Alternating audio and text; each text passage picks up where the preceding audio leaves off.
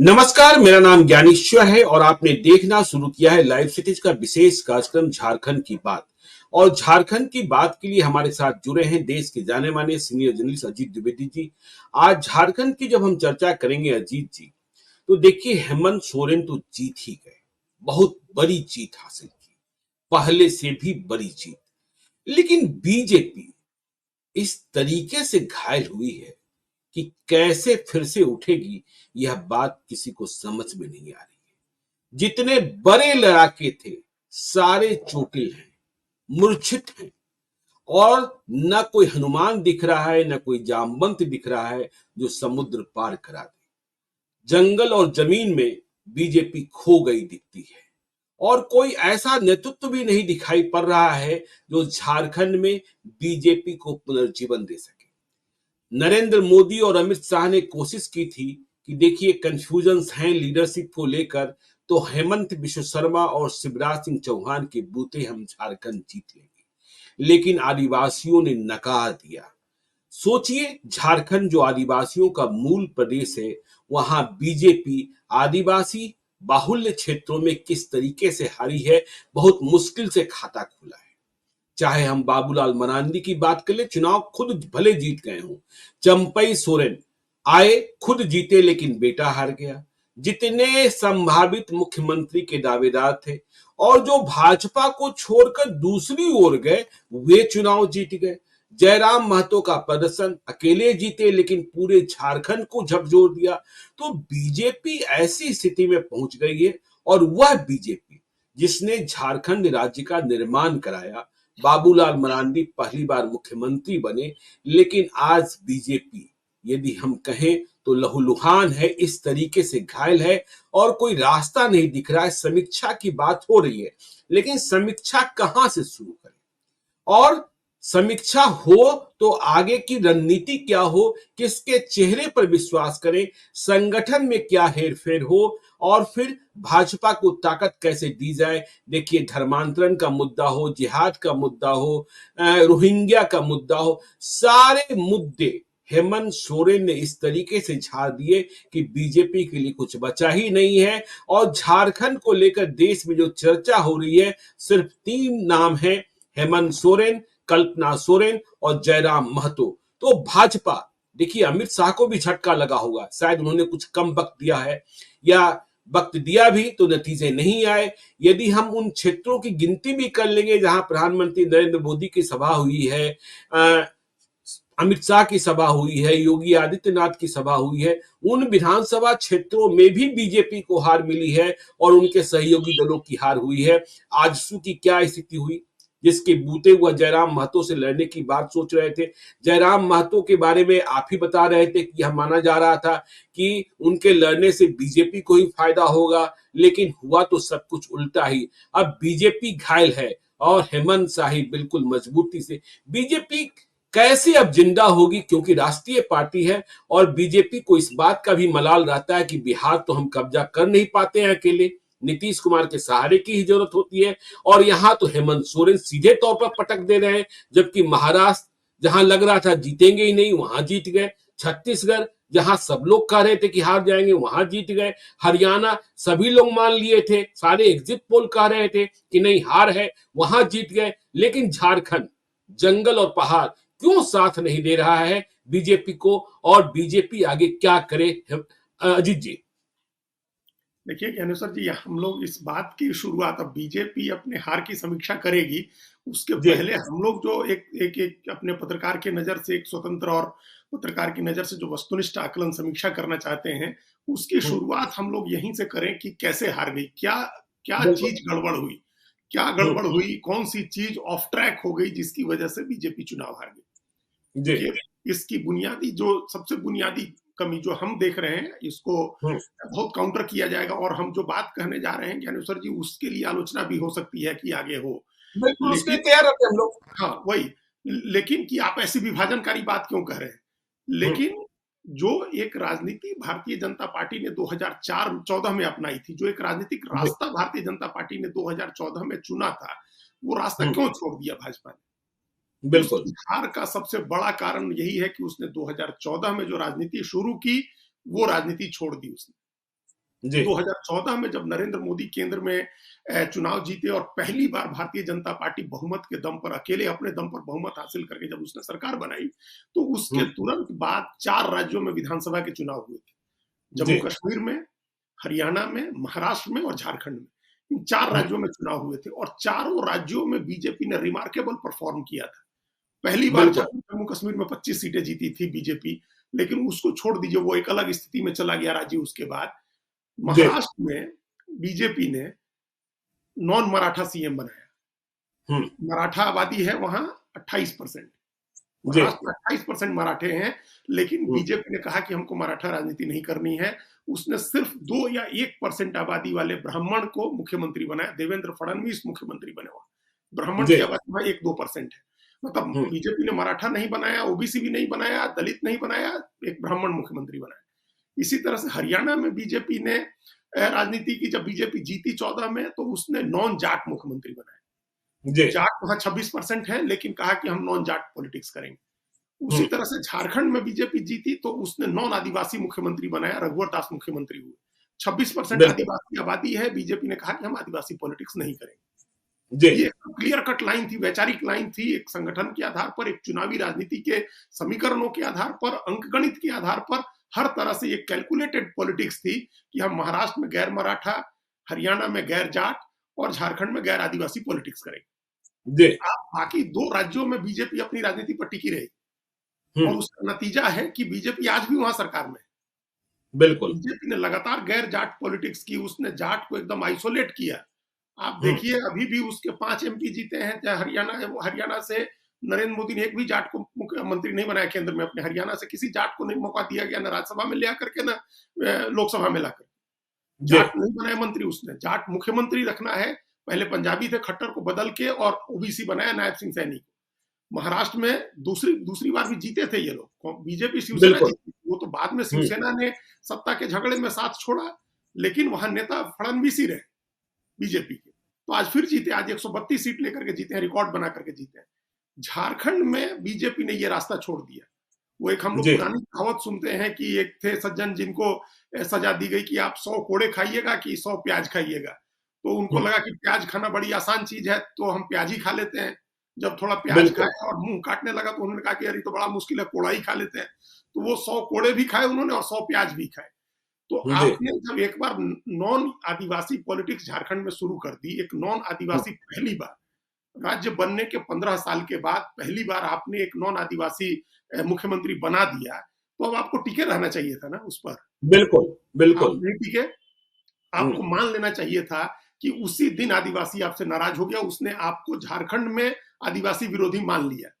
और अब हम्म, आदिवासी ऐसी कौम नहीं है, हमने तो देखा है, पर्सनल हमारा अनुभव भी है और एक समुदाय के नाते भी हमने देखा है कि जितनी रिजिडिटी है, सोच में जितनी कट्टरता है या एक जी जिद है, वैसा हमने किसी दूसरे में नहीं देखा कि एकदम जिद है, पकड़ लिया, आपको दुश्मन मान लिया तो आप दुश्मन है। तो बीजेपी अच्छा को उसने चुनाव में दुश्मन मान लिया। जब रघुवर दास को इन लोगों ने मुख्यमंत्री बनाया, हम्म, आदिवासी ने दुश्मन मान लिया। उसके पहले जी तक, हम दोहरा रहे हैं, उसके पहले तक हर भौगोलिक इलाके का आदिवासी अलग अलग तरह से वोट करता था। संथाल जी आदिवासी अलग वोट करता था, मुंडा उरांव आदिवासी अलग वोट करते थे, हो आदिवासी अलग वोट करते थे। इसी वजह से गुरुजी चुनाव हारे थे, मुख्यमंत्री रहते दक्षिणी छोटा नागपुर में तमाड़ में। राजा पीटर ने जी हराया था उनको, क्योंकि लेकिन वो रघुबर संथाल। दास भी हार गए थे। आप 2014 की बात कर रहे हैं, 2019 में रघुबर दास नॉन आदिवासी पॉलिटिक्स में वह भी चुनाव हार गए। हाँ, लेकिन ज्ञानेश्वर जी तब बीजेपी 25 सीटें ले आई थी। जी सरजू उनके जो रघुवर दास चुनाव हारे 14, हम उस पर आ ही रहे थे। सरजू हम्म, माफ करिएगा, रघुवर दास से नॉन आदिवासी पॉलिटिक्स शुरू हुई थी। हम्म, तो 5 साल की एंटी इनकम्बेंसी के बाद, बिना आजसू के अलायंस के, जी जब जब रघुवर दास चुनाव में गए 2020 में, 19 में, तो 19 25 में सीटें, 19 में तो 25 सीटें आई बीजेपी। हम्म, 25 सीट आई।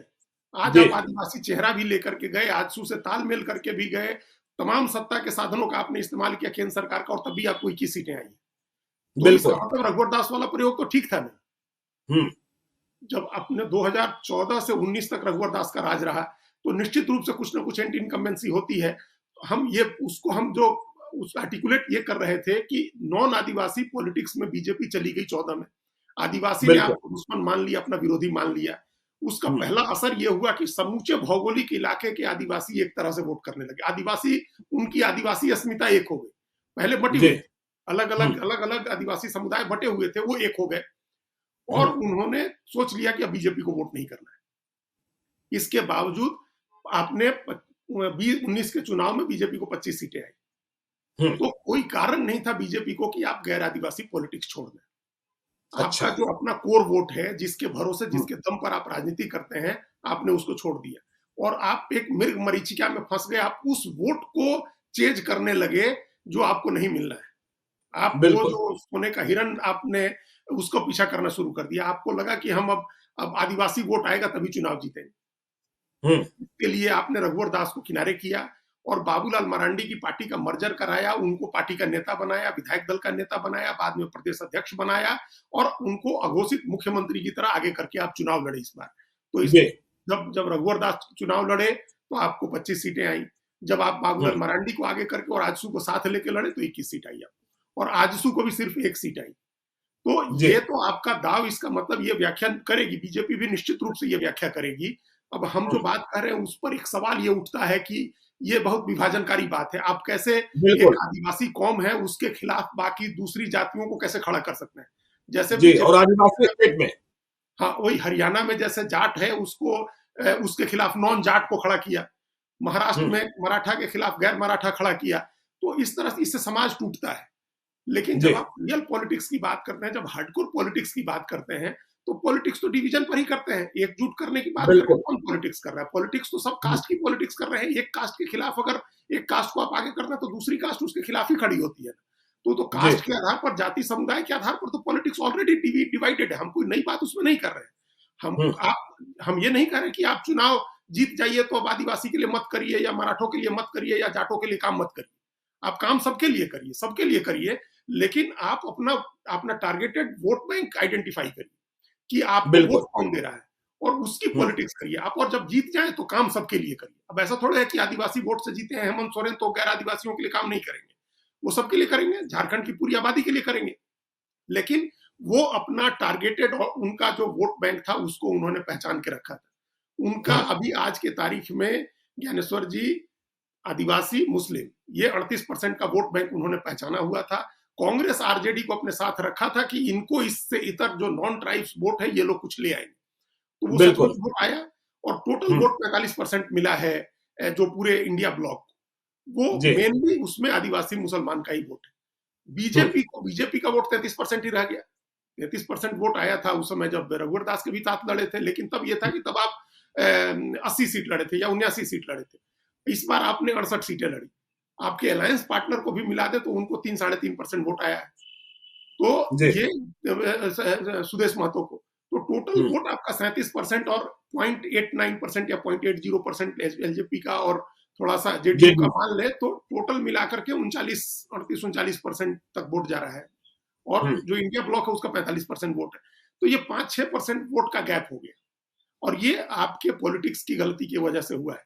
कांग्रेस जो 30 सीटों पर लड़ी, आरजेडी 6 सीटों पर लड़ी, इन 36 सीटों पर इन दोनों पार्टियों को बड़ी संख्या में, बड़ी तादाद में नॉन ट्राइब्स वोट मिले जो बीजेपी के वोट था।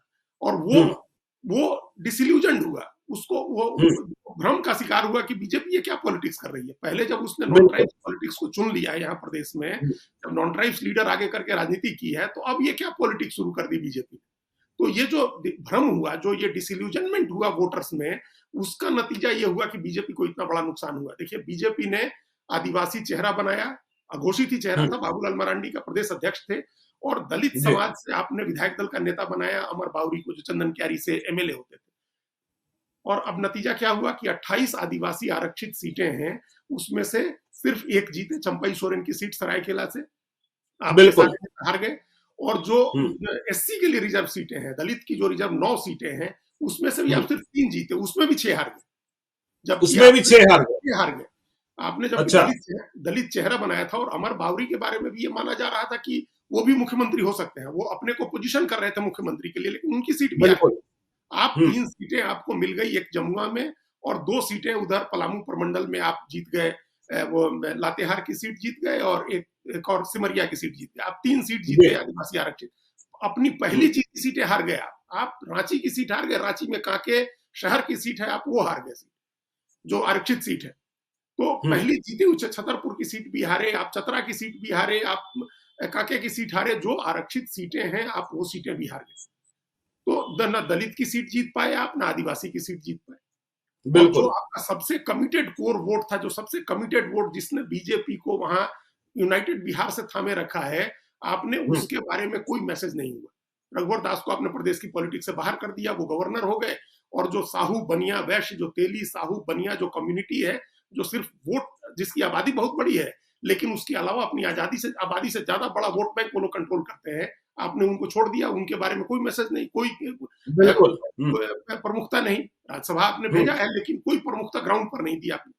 तो सबसे जी। बड़ा कारण जो हम समझ रहे हैं ज्ञानेश्वर जी, ये था कि आपने एक पॉलिटिकल लाइन अगर चुनी थी कि हमको नॉन आदिवासी पॉलिटिक्स में जाना है, और हम हमेशा कहते हैं कि 38% छोड़ दीजिए, 62% नॉन आदिवासी है, आप उसकी पॉलिटिक्स करिए। 62% नॉन आदिवासी और नॉन मुस्लिम है आबादी, उसको आप टारगेट करिए, उसकी राजनीति करिए, चुनाव जीतिए तो 100% के लिए काम करिए, पूरी 100% आबादी के लिए। आखिर आज भारतीय जनता पार्टी देश के 14-15% मुसलमानों को तो टिकट नहीं देती है, न टिकट देती है, न उनसे वोट मांगने जाती है, लेकिन जीत जाती है। और सरकार जो योजनाएं चलाती है उनका तो सबसे बड़ा लाभार्थी वर्ग मुसलमान भी है ना, सारी योजनाओं का उनको भी मिल ही रहा है। लेकिन आपने एक भी टिकट नहीं दे दिया बीजेपी। लोकसभा में कोई टिकट नहीं दिया उसने, लोकसभा में एक भी मुस्लिम एमपी नहीं है, राज्यसभा में एक भी टिकट नहीं दिया, राज्यसभा में एक भी मुस्लिम एमपी नहीं है बीजेपी का। तो बीजेपी जब पॉलिटिक्स करती है, ये लोग मानते हैं बहुत डिवाइसिव है, लेकिन चुनाव जीतने का फॉर्मूला है, तो वो पॉलिटिक्स नहीं की उसने। तो एक तो ये कारण है जो बुनियाद में कारण है। बिल्कुल। तो सबसे बुनियादी कारण है कि हमने अपने यहाँ भी नेताओं को देखा है ज्ञानेश्वर जी। हमारे यहाँ एक निर्दलीय भूमिहार एमएलए जीते थे, जोगिंदर पांडे, जब वो चुनाव बिहार में हमारी अपनी कॉन्स्टिट्यूएंसी में गोविंदगंज में जब वो जीत गए, लालू यादव ने जब बाद में उनको मंत्री बना दिया, आरजेडी में चले गए, तो उन्होंने अपनी भूमिहारों को ही अनदेखा करना शुरू कर दिया। उनको था कि भूमिहार लोग कहाँ जाएंगे, तो हम ही को देंगे, तो हम दूसरे वोट अपने साथ जोड़ते हैं। तो अल्टीमेटली चुनाव हार के भूमिहारों ने छोड़ दिया उनको, 95 का विधानसभा चुनाव लड़े, हार गए, और उसके बाद फिर कभी नहीं जीते। तो बिल्कुल अपना कोर वोट होता है, उसको आपको आइडेंटिफाई करना होता है, उसके प्रति लॉयल रहना होता है, तभी वो आपके प्रति लॉयल रहेगा। ये नहीं हो सकता है कि अभी यहाँ बीजेपी ने वही किया है कि आपने अपने कोर वोट को छोड़ दिया, आप दौड़ के प्याज खाने गए और फिर दौड़ के कोड़े खाने गए, तो आप कोड़े भी खाए और प्याज भी खाए। बीजेपी के हार का सबसे बुनियादी कारण ये था, बाकी चीजें इसके बाद आती हैं। बाकी चीजें जी, जैसा जो तो बाकी चीजें क्या आती है बाद में, और किनके सारे नेता जो थे वो क्यों हार गए? देखिए, सारे नेता जो इनके बड़े नेता थे, जो वो तो आदिवासी नेता ही थे। बिल्कुल बिल्कुल। देखिए, गैर आदिवासी जो चेहरा इन्होंने बनाया था वो रघुवर दास का चेहरा था। रघुवर दास एक तो 25 सीट ले आए, 33% वोट ले आए थे 2019 में, खुद चुनाव हार गए थे। देखिए, दो रणनीतिक गलती नहीं हुई थी रघुवर दास से, उनसे जो चतुराई होती है, जो टैक्टिकल मिस्टेक हुआ था, स्ट्रेटेजिकल मिस्टेक नहीं हुआ था, टैक्टिकल मिस्टेक हुआ था कि उन्होंने निजी तौर पर ले लिया सरजू राय से दुश्मनी को। तो सरजू राय की टिकट काट दी उन्होंने जमशेदपुर पश्चिम से, सरजू राय उनकी पूर्वी सीट पर आके लड़ गए। तो ऐसा माहौल हुआ, ऐसा अंडरडॉग बने सरजू राय और रावण रथी बिरथी रघुवीरा वाला ऐसा नैरेटिव सेट हुआ कि सरजू राय ने उनको हरा दिया।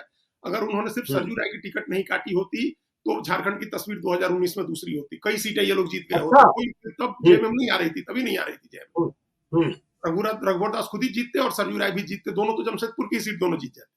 बिल्कुल बिल्कुल, जैसे अभी हुआ है, जैसे इस बार हुआ है। तो वो उस एक टैक्टिकल मिस्टेक था कि आपने अमित यादव की टिकट काट दी, आपने कुणाल सारंगी की टिकट वहां काट दी, आपने कई ऐसे लोगों की टिकट काट दी और आजसू से अलायंस नहीं किया। उस समय आजसू बड़ी ताकत थी, जयराम महतो का तो इमरजेंसी भी नहीं हुआ था, तो आप आजसू से उस समय तालमेल रहते, जिसने आपको 12 सीटें हरवाई थी, आप आराम से सरकार बनाते। तो वो टैक्टिकल मिस्टेक की वजह से हारे थे। इस बार भी देखिए, रघुवर दास की बहु चुनाव लड़ी जमशेदपुर पूर्वी सीट से और वापस पश्चिमी सीट पर चले गए सरजू राय, दोनों चुनाव जीत गए। सरजू राय रघुवर दास की बहु 27,000 वोट से जीती है। यह इसके बावजूद हुआ है जब राजपूत समाज के शिवशंकर सिंह वहां निर्दलीय चुनाव लड़े, उनको 17,000 वोट आए। वो बीजेपी का वोट था। वो बीजेपी का वोट अगर बीजेपी के साथ नहीं आके एक निर्दलीय कैंडिडेट को गया, तभी 27,000 वोट से जीती है उनकी बहु। लेकिन उसी जमशेदपुर से सटा हुआ सीट है पोटका का, अर्जुन मुंडा की पत्नी चुनाव हार गई, क्योंकि वो आदिवासी आरक्षित सीट है। उसी बगल में आप ये पश्चिमी सिंहभूम है, पूर्वी सिंहभूम में चले जाइए तो आपके वहां मतलब जगन्नाथपुर सीट पर, जहां चाईबासा के एक एमपी थी पहले गीता कोड़ा, वो चुनाव हार गई। वो ये अच्छा रघुवर दास इनके चंपई सोरेन का बेटा घाटशिला से चुनाव लड़ा है, बाबूलाल सोरेन चुनाव हार गया। सीता सोरेन जामताड़ा से जाकर के चुनाव लड़ी, एसटी आरक्षित सीट है और हाईली कंसंट्रेटेड है, एसटी मतलब आदिवासी और मुस्लिम आबादी है वहां। इरफान अंसारी जी। चुनाव लड़ रहे थे, फुरकान अंसारी के बेटे हैं, और शिबू सोरेन का गढ़ है जामताड़ा, उनका पुराना कर्म क्षेत्र रहा है। दुमका में तो संथाल परगना में तो आता ही है। तो हारने का कारण वो जहां तमाम इनके बड़े नेता जो हारे, चाहे समीर उरांव हारे हों, गीता कोड़ा हारी हों, सीता सोरेन हारी हों, मीरा मुंडा हारी हों, बाबूलाल सोरेन हारे हों, ये सब आदिवासी नेता थे और आदिवासी सीटों पर हारे। और मेरा एकदम मानना है कि इस वजह से हारे क्योंकि आपने जबरदस्ती आदिवासी पॉलिटिक्स की, जिसमें आपके लिए कोई स्पेस नहीं। आप बिल्कुल बिल्कुल। इसके जब समय नहीं है, अभी जब समय होगा आदिवासी आपको पहले वोट देता था। मैं शुरुआत के दिनों में आदिवासी आपको वोट देता था। जब आपने एक बार नॉन आदिवासी पॉलिटिक्स शुरू कर दी तो अब आपको वोट नहीं करेगा, अब नहीं करेगा वो वोट लंबे समय तो अब तो नहीं करेगा। हाँ, तो ये तो हम समझ लिए कि देखिए जबरिया इन्होंने पॉलिटिक्स शुरू की, लेकिन आगे अब क्या करेंगे और क्या चेहरा लाएं, क्या चेंजेस हो कि बीजेपी अब तो मुंह दिखाने लायक भी नहीं है कि मुंह दिखा सके और यह बता सके कि नहीं देखिए आगे भी हम लड़ने को तैयार हैं, राज्य का निर्माण हमने कराया था, ठीक है इस बार गलती हो गई। आगे क्या रणनीति है और इसके हिसाब से आप क्या बदलाव देख रहे हैं? देखिए हम अब उस पर आते हैं। एक बात रह गई थी पीछे की, जो एक सिमिलरिटी आपको हम बता दें खाली, जो एक सिमिलरिटी है वो 2015 का बिहार का चुनाव खाली आप देखिए। आपको तो एक एक चीजें उसकी याद है, आप एक एक उस समय बहुत सक्रियता से काम कर ही रहे थे, और उसकी तुलना इस चुनाव से करिए। बीजेपी ने क्या किया था? बीजेपी ने जबरदस्ती यादव राजनीति की थी बिहार में, उसके लिए कोई स्पेस नहीं था। भूपेंद्र यादव तो सबको आगे करके बड़ी संख्या में आपने यादवों को टिकट भी दिया और कहीं से कोई वोट नहीं मिला, आप बुरी तरह से चुनाव हारे। एकदम सेम यही काम बिहार झारखंड में हुआ है कि आपने जबरदस्ती आदिवासी की पॉलिटिक्स किया जहां आपके लिए कोई स्पेस नहीं था। अगर आप नॉन आदिवासी पॉलिटिक्स पर टिके रहते तो अभी से बेटर पोजीशन होती। हम ये नहीं कह रहे कि आप चुनाव जीत ही जाते, लेकिन अभी से आपकी बेटर पोजीशन होती, आप एक बेटर उस पर खड़े होते आगे के लिए टेक ऑफ करने के लिए। अब आपने कहा कि आगे क्या तरीका, क्या रास्ता निकाले? लीडरशिप बदले। सबसे पहली चीज है लीडरशिप बदलिए, आप उस पॉलिटिक्स पर आइए जो आपका कोर है। तब तो ये बाबूलाल मरांडी, अर्जुन मुंडा, मधु कोरा, चंपई सोरेन सबकी विदाई हो जाएगी। हाँ, सबके लिए स्पेस है। आप एमपी एमएलए बनिए। 5 लोकसभा की सीटें आरक्षित हैं, 28 विधानसभा की सीटें आरक्षित हैं। आप उसमें राजनीति करिए, आप केंद्र में मंत्री बनिए, सरकार बनने पर मंत्री भी बनिए, लेकिन बीजेपी ये अनाउंस करके जाए कि हमारी राजनीति नॉन आदिवासी की है। हम अगली बार जीतेंगे तो हमारा नॉन आदिवासी मुख्यमंत्री होगा। अब रघुवर दास नहीं है, रघुवर दास गवर्नर है, कोई दूसरा होगा, ये पॉलिटिक्स करिए आप। इसको मुंह से इस तरह से ऐलान मत करिए। आप अपने पॉलिटिकल तो 10 तरीके होते हैं मैसेज देने के ना, आप लीडरशिप आगे आप देखिए। दूसरा चेहरा दिखाई पड़ता है आपको?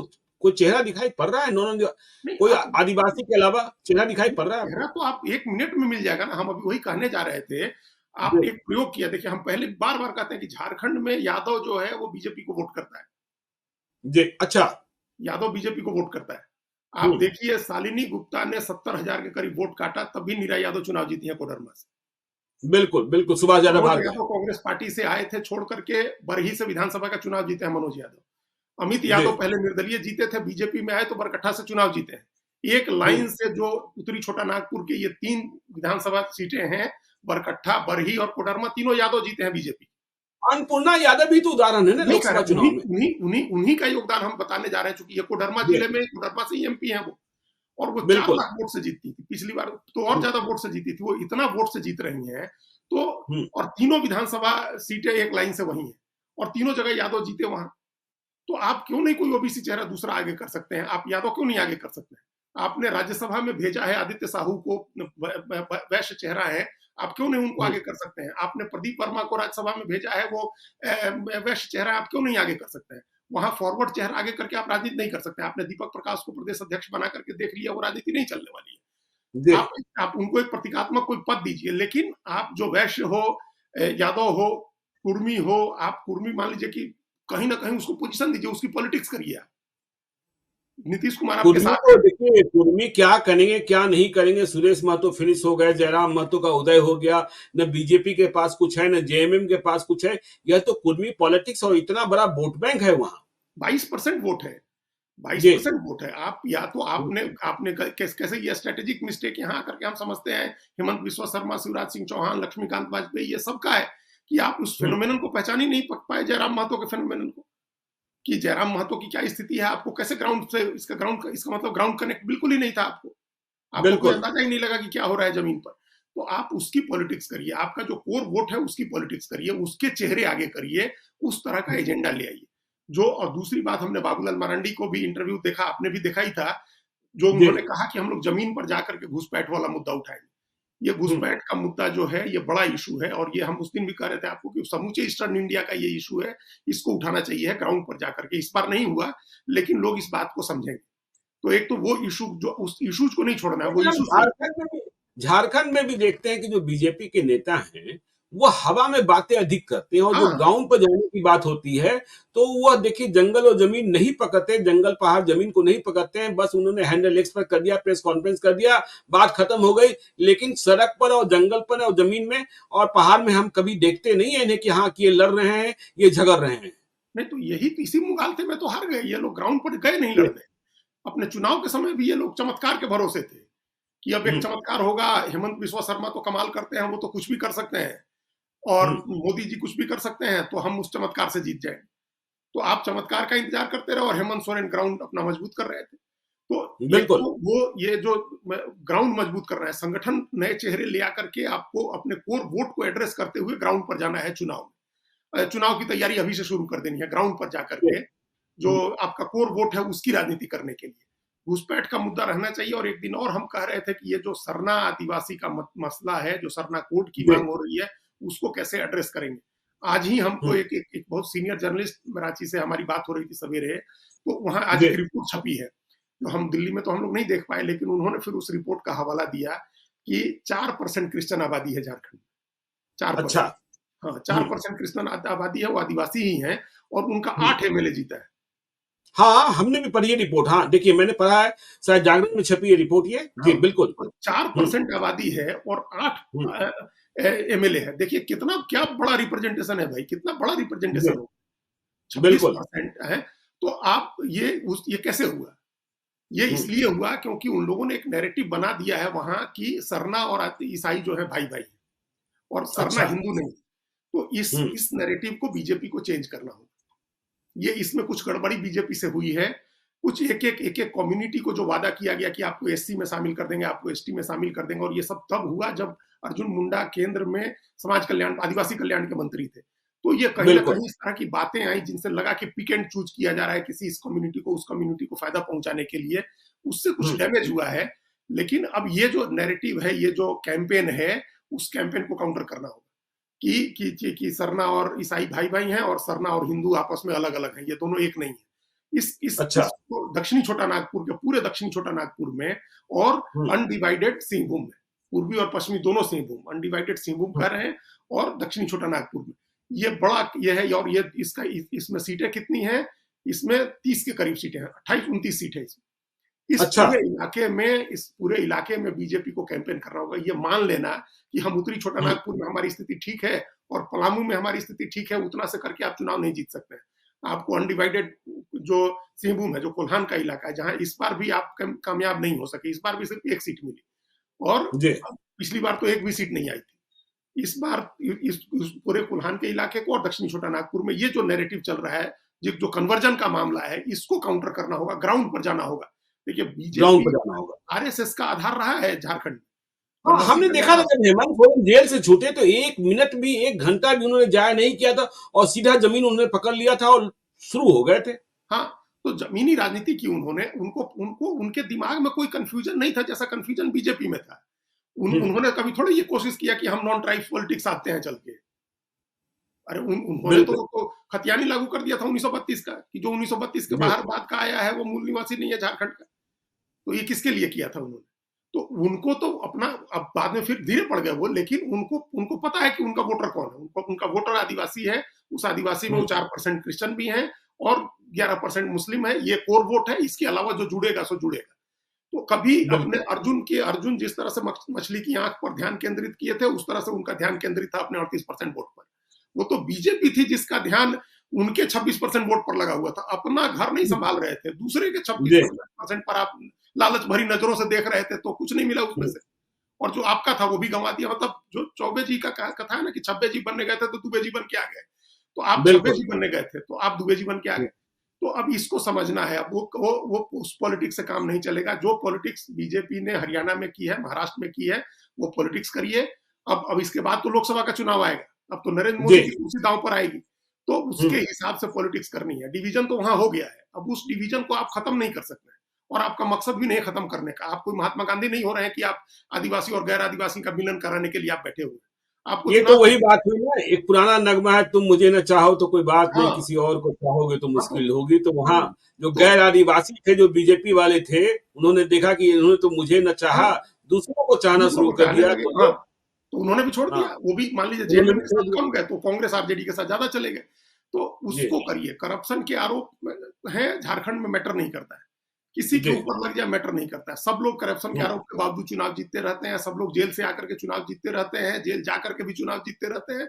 वहां इस बात का कोई असर नहीं पड़ता है। आपका जो कोर बुनियादी आइडियोलॉजिकल इश्यूज है उस पर जाइए, अपना संगठन मजबूत करिए और चुनाव लड़ने की तैयारी करिए। अभी भी हेमंत सोरेन जिस तरह से कंसोलिडेट कर रहे हैं, अगर बीजेपी ने अभी भी सबक नहीं लिया तो हम बार बार कह रहे हैं कि ममता बनर्जी की तरह झारखंड में अस्थायी रूप से बीजेपी के लिए सत्ता चली जाएगी, वहां ममता बनर्जी की तरह हेमंत सोरेन अस्थायी हो जाएंगे।